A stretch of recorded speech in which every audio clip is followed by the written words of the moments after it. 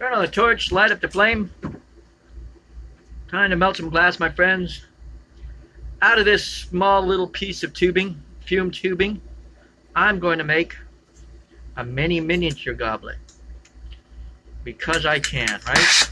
See if I can't do this in a short amount of time.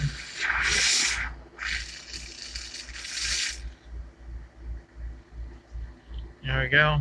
First of all, we gotta get it warm. May as well go ahead and put the pillow in my lap so I don't hurt myself. Well, I won't hurt myself, but have something to prop my elbows on. Right.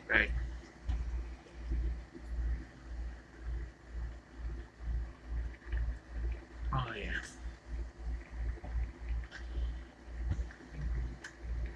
First of all, I'm going to make the base to the goblet. And this is going to be in a matter of 15 to 20 minutes, the goblet, top to bottom. Right? Right.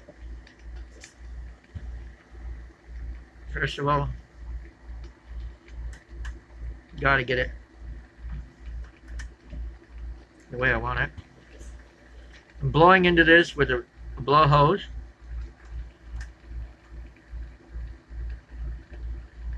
Trying to even out the wall. That'll work for right now. This isn't going to be very big.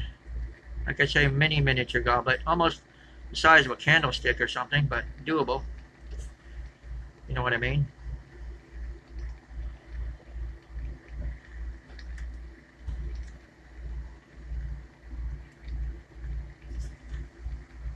Okay. First I want to do the pedestal part of this. I was watching on Torch Talk the other night, and they did a goblet. It was a collaboration, and I'll put the URL connection to it. And it gave me a lot of inspiration, and still a direction to go in. I'm going to be doing some larger goblets very shortly. In other words, it's in the works. I haven't quite got there yet, but will. If you know what I mean, Vern. Okay, what I'm doing is basically making a cone shape. And then I'm going to, about the edge of where I'm going to make the base to this goblet.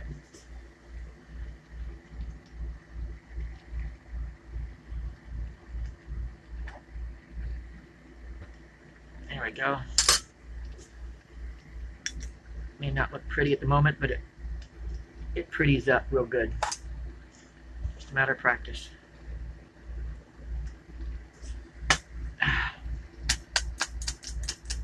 Okay. Warm it in and flare it out.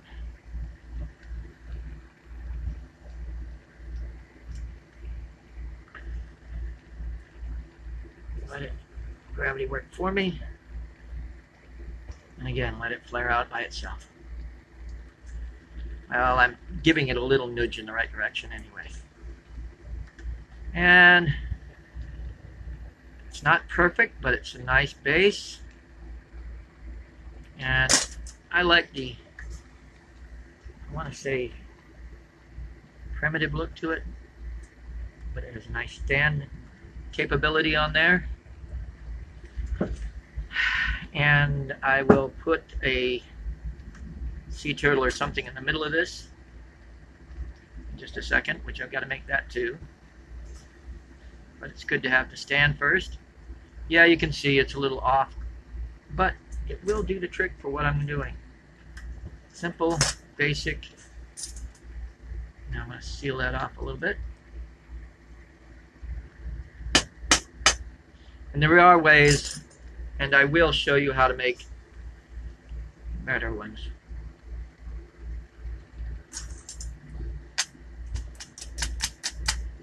You guys or something on a... Okay, this is going to be going to the bottom of the...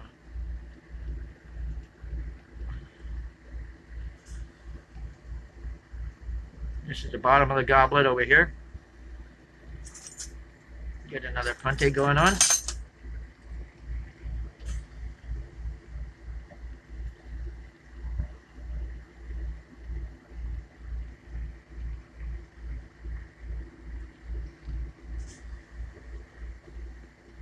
There we go. I'm going to make a nice round piece to put that on. Oh yeah, this is a half shot glass. Maybe a little bit bigger than that. Maybe we'll see. Flare it out. Touch it too. Now to make the rim. On this one I am going to try to make a little bit better rim than the other one.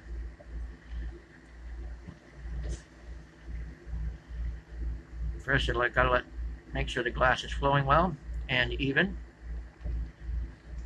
for the whole job.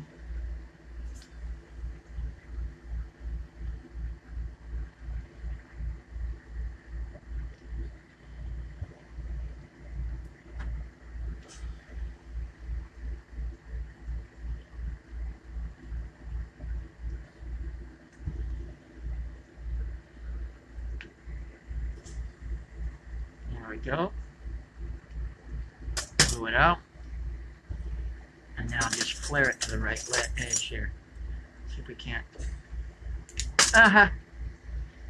Graceful as ever. Make a better connection here.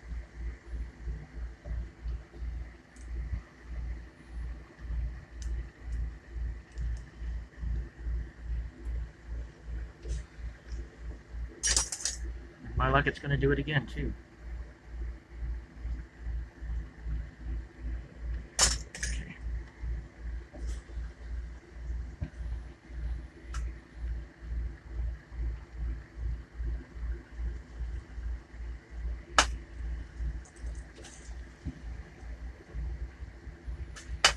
Just a little bit more to be taken off. And I think we're going to call this even. Now, of course, there's going to be just a little nib there. There. Okay.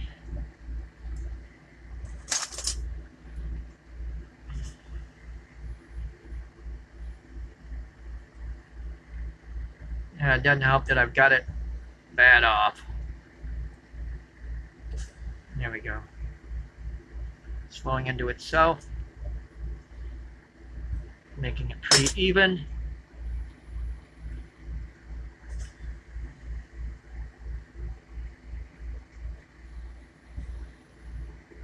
There we go.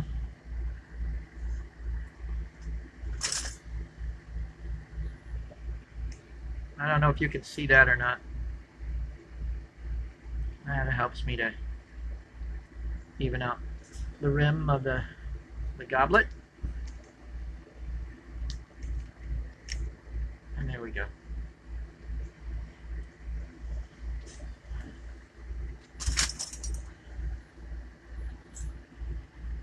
There you go.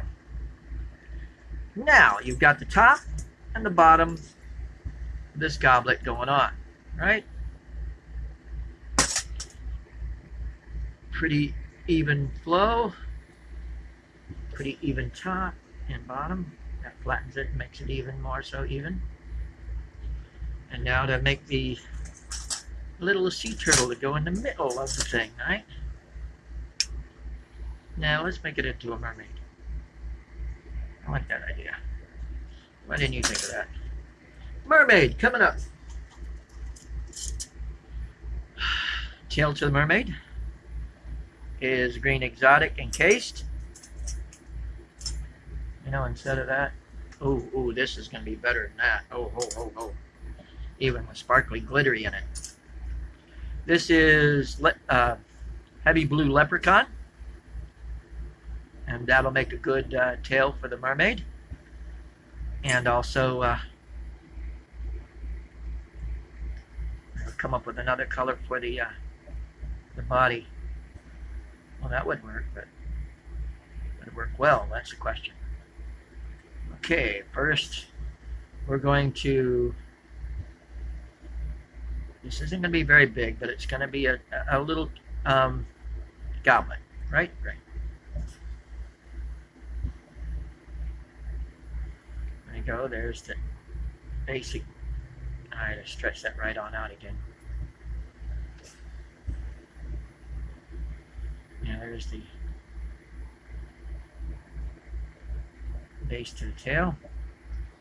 Swirl the tail itself.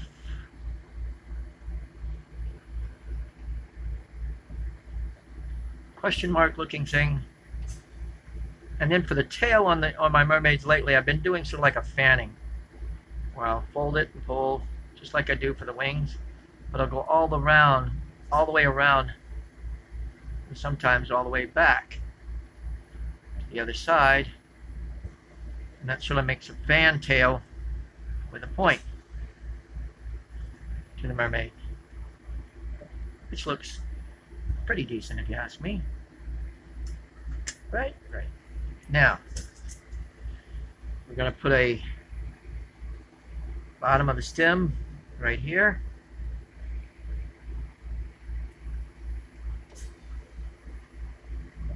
There we go.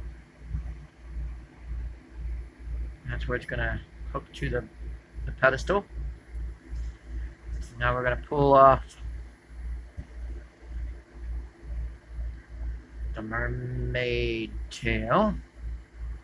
You know, I almost think, now let's give it contrast. I do have some more, I had some light blue. Yeah. Had some light blue stardust, or blue stardust is what they call it. There's heavy blue stardust and blue stardust. Had some blue stardust. This mermaid just might be a little bit too big for this baby, but we'll do it anyway. Between the two of them, it'll look good. It'll look good. That'll look cool too. I just had an idea. Okay, there's the main body of the mermaid. One arm.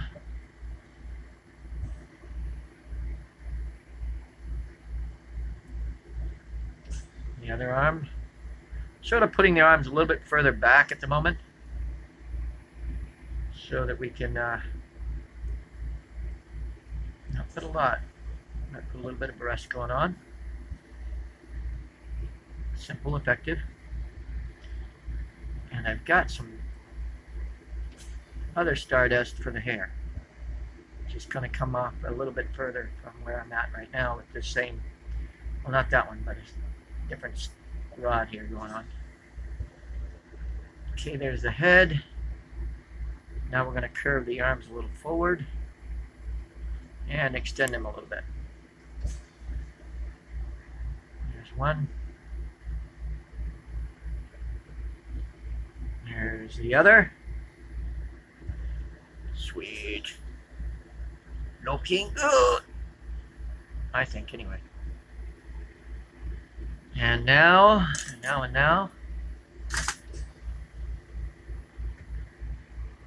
Oh yeah. Here's the blonde hair for the mermaid. Might be a little bit, but a little bit too much, but we'll sort of draw it on. And when I draw the hair on, I sort of also do the fold and pull method all the way around the head. And as you can see, it makes a nice hair. I usually put a tuft of hair on both sides of the forehead. Sort of satiety parts a little bit in the middle, and does the job. Okay, people. That looks like that's done. I'm going to probably, I know it's not the best idea, but I'm going to put it right off the top of her head for where the goblet is going. I should have done it. It wasn't that the goblet top was hot, but the rod that I just set down was hot. So here we go with this part of it. And it's snugging in quite nicely.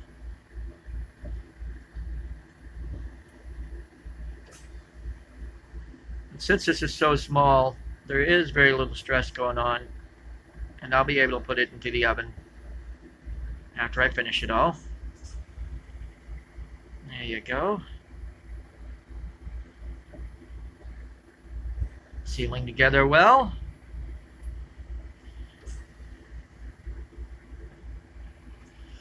And now pull it off there.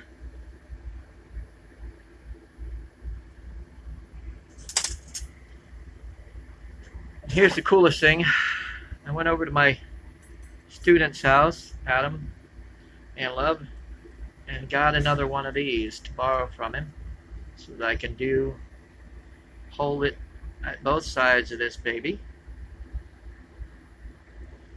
and seal them together well.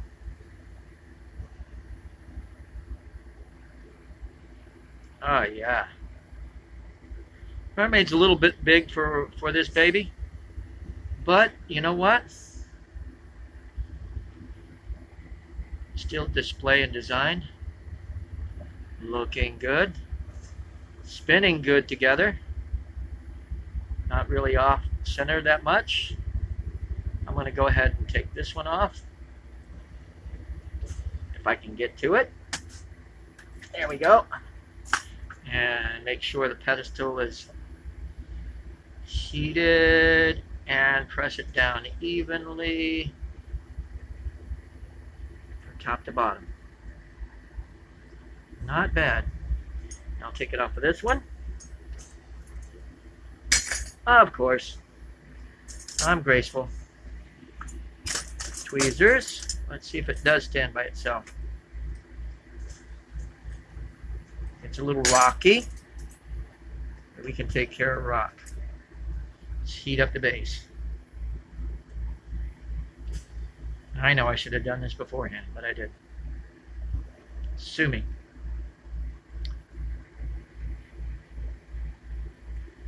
There we go, see? That's a nice strong base. You just have to press it down evenly.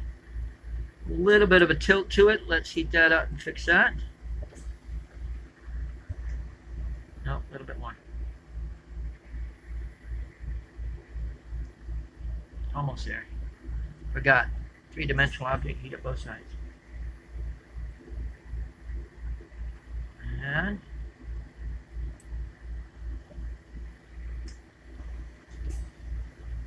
there we go. And we have one miniature mermaid goblet. Sweet. Thanks for watching. Carpe Vitro. And enjoy your day.